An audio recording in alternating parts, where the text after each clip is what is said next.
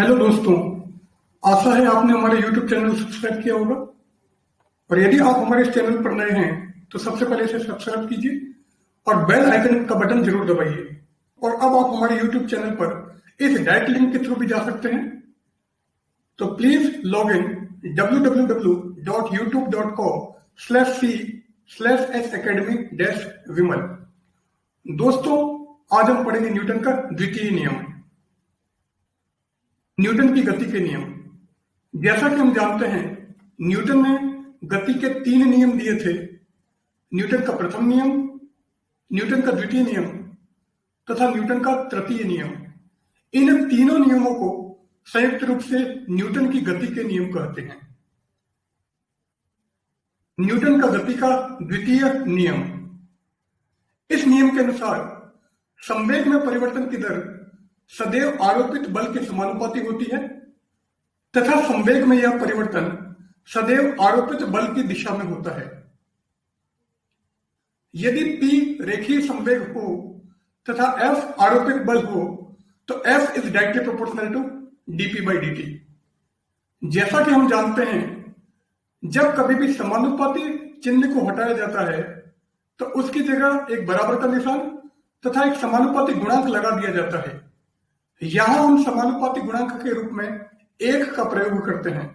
अतः F is equal to dp/dt, जहां P रेखीय संवेग है तथा रेखीय संवेग की परिभाषा से P इक्वल टू mv, जहां m कण का द्रव्यमान तथा v उसका रेखीय वेग है।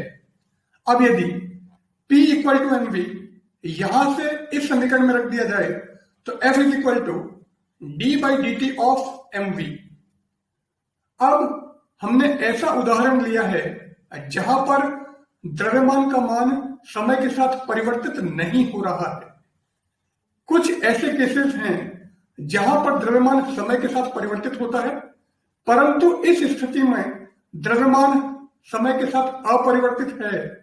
इसलिए F is equal to m dv/dt, जहां dv/dt वेग में परिवर्तन की दर है। चूंकि वेग में परिवर्तन की दर त्वरण कहलाती है, अतः dv/dt की जगह हम त्वरण का प्रयोग करते हैं तो F is equal to ma, जहां a त्वरण है। अतः न्यूटन का द्वितीय नियम बल की मात्रात्मक परिभाषा प्रदान करता है, अर्थात इस नियम की सहायता से बल का मान ज्ञात किया जा सकता है, जबकि न्यूटन का प्रथम नियम बल की गुणात्मक परिभाषा प्रदान करता है। अर्थात न्यूटन का प्रथम नियम केवल यह दर्शाता है कि धक्का देने या खींचने को बल कहते हैं। So push and pull are known as force. परंतु न्यूटन के द्वितीय नियम से बल का मान ज्ञात किया जा सकता है, अर्थात यह बल की मात्रात्मक परिभाषा प्रदान करता है।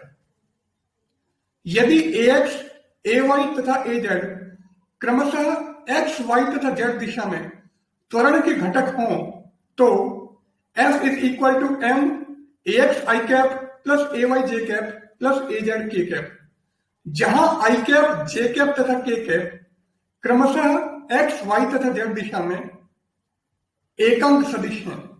या F is equal to m ax i cap plus m ay j cap plus m az k cap. यदि fx, fy तथा fz क्रमशः x, y तथा z दिशा में बल के घटक हों तो m ax is equal to fx, m ay equal to fy तथा m az equal to fz होगा। इसलिए F is equal to fx i cap plus fy j cap plus fz k cap. क्योंकि Newton का प्रथम तथा तृतीय नियम Newton के द्वितीय नियम द्वारा निगमित किए जा सकते हैं, अतः यही नियम वास्तव में गति का नियम या गति का मूलभूत नियम है। इस प्रकार न्यूटन का द्वितीय नियम वास्तव में गति का नियम या गति का मूलभूत नियम कहलाता है।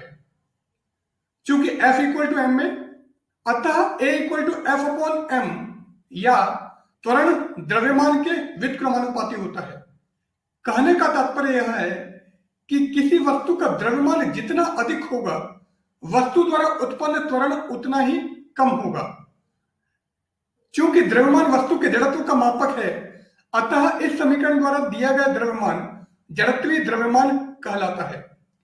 अब त्वरण वस्तु के द्रव्यमान के व्युत्क्रमानुपाती है।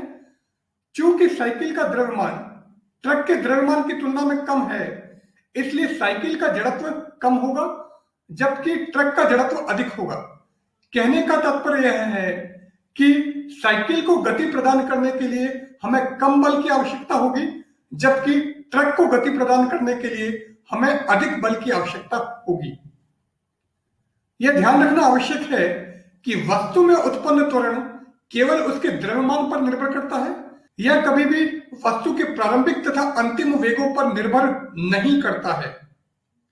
बल का मात्रक, चूंकि बल द्रव्यमान तथा त्वरण के गुणनफल के बराबर होता है, अतः बल का मात्रक द्रव्यमान तथा त्वरण के मात्रकों के गुणनफल के बराबर होगा। अब एसआई पद्धति में द्रव्यमान का मात्रक किलोग्राम तथा त्वरण का मात्रक मीटर प्रति सेकंड स्क्वायर है, इसलिए बल का मात्रक किलोग्राम इंटू मीटर पर सेकंड स्क्वायर होगा, जिसे हम न्यूटन कहते हैं।